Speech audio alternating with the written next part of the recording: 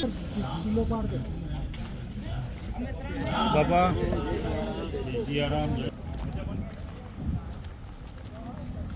आप ही ये चाहते हैं, हम क्या कर सकते हैं। आप निश्चित अपना कर्म करते रहिए।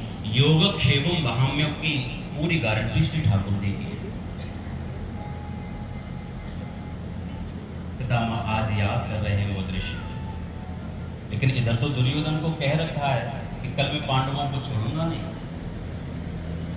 युद्ध क्षेत्र में आए, शंख की ध्वनि हुई और युद्ध प्रारंभ हुआ। भयंकर रूप में आज पितामह भीष्म उतरे।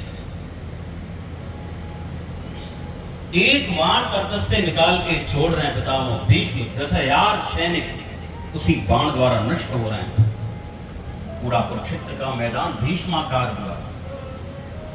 अब तो सब में आवाज लगने लगी कि भागो भागो, दौड़ो दौड़ो, पितामह भीष्म काल बन के उतरे हैं। श्री कृष्ण न जाने कौन से मूड में आज उतरे हैं युद्ध के लिए। और तुमने हाथ तोड़े हैं ठाकुर जी से, बोले भीरू मत बनो। तुमने गीता का उपदेश श्रवण किया। श्री कृष्ण लेके गए हैं और अर्जुन द्वारा ये लीला करनी है। अर्जुन के साथ में पितामह भीष्म का भयंकर युद्ध हुआ। दादा यहां चिंतन कर रहे हैं उस लीला का। ठाकुर जी वो मुझे सब लीला याद है आपकी। अर्जुन के श्री कृष्ण के चरणों में भी एक तीर छोड़ दिया। भगवान ने मन से कहा दादा हमको तीर क्यों छोड़ा? ये तो तीर से प्रणाम कर दो। भीष्माकार हुआ है पूरा कुरुक्षेत्र का मैदान। अर्जुन का गांडीव कहीं चला गया, अर्जुन का मुकुट कहीं अर्जुन गए। तब श्री कृष्ण ने स्वयं बागडोर संभाली। श्री कृष्ण नीचे उतरे हैं, पितामह भीष्म के ऊपर दौड़े। दादा ध्यान कर रहे हैं, हम सामान्य नहीं थे। वेग लिया है ठाकुर जी ने, सुदर्शन का आह्वान किया उस रथ के पहिए के अंदर। पितामह को लगा के अब मुझे श्री कृष्ण छोड़ की प्रतिज्ञा छोड़ी है, मैं रसातल को चली जाऊंगी। भगवान ने अपना पीताम्बर छोड़ते हुए कहा देवी तुम्हें कहीं जाने की जरूरत नहीं, मैं अपने भक्त के प्रतिज्ञा को रखने के लिए अपनी प्रतिज्ञा छोड़ रहा हूं, तुम्हें कहीं नहीं जाना। आते हुए देखा श्री कृष्ण को पितामह भीष्म ने हाथ जोड़ करके खड़े हो गए। प्रभु बस जब आपने प्रतिज्ञा की कि महाभारत के मैदान में उस युद्ध क्षेत्र में मैं शस्त्र से हाथ नहीं लगाऊंगा, तो उसी समय हमारी भी प्रतिज्ञा थी कि हम आपसे शस्त्र उठवा कर रहेंगे।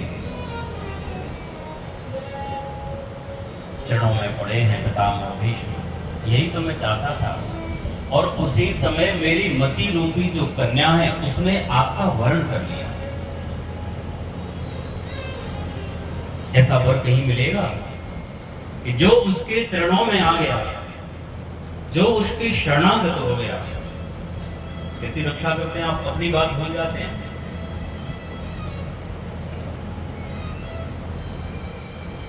त्रिभुवन कमनम कमाल वर्णम रवि कर गौर बराम्बरम दधाने।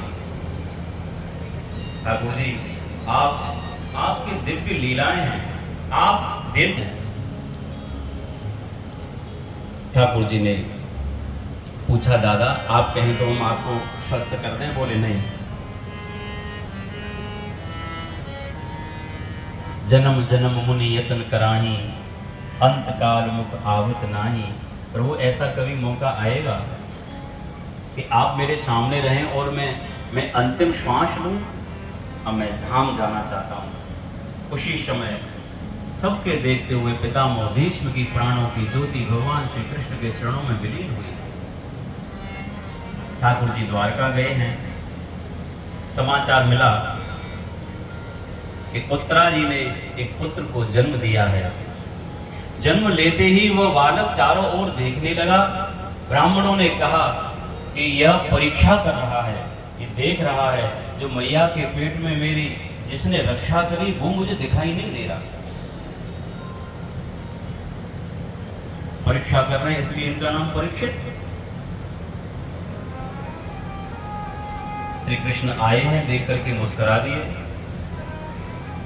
परीक्षित महाराज बड़े हुए, हस्तिनापुर की गद्दी पर स्थापित हुए और पांडवों ने स्वर्गारोहण किया है। काला काला व्यक्ति कोई तलवार लेकर के खड़ा है और उनको परेशान कर रहा है। परीक्षित महाराज ने कहा, हम तुमको जिंदा नहीं छोड़ेंगे, हमारे राज्य में तुम गाय को और बैल को परेशान करने वाले हो कौन?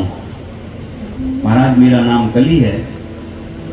ये जो गाय है ना, ये भक्ति है, ये जो बैल है ये धर्म है, और कलयुग सबसे पहले इन दोनों के ऊपर ही घात कर। हम अपने राज्य में तुम्हें रहने नहीं देंगे। उसने कहा, महाराज हमारा समय है। श्री ठाकुर जी लीला का स्मरण करके जब धाम प्रवेश किए, ठाकुर जी का एक चरण धाम में गया तो एक पैर कलयुग का पृथ्वी पर आया और दूसरा चरण ठाकुर जी का धाम में गया।